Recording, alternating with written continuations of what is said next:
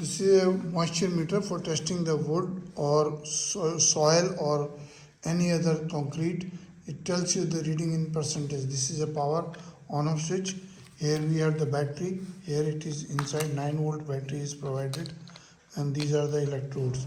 These are 4 electrodes. If you have, let us say, if you want to test the sample of the, you just press this soil and put it upside down, and then see this is 43%. You press this, so this remains reading. You can take out the reading, or you can push the same in the this is a concrete block. Just push it with the both hands together, pushing it from back side. Then you can read the reading. Here we can again switch it off. Immediately it opens, and these are the things, very easy to use. These are electrodes. 4 electrodes are provided here for pushing inside.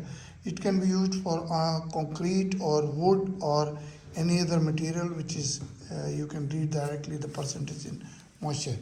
Please visit the website and subscribe to the channel. We have the Abron Exports. Our email is abronexports.com. Another is info@abronexports.com. Website is abronexports.com, and WhatsApp number is 9992222049 and 9416020018. Please subscribe to the channel, video, and share the videos, like the video. Thank you very much.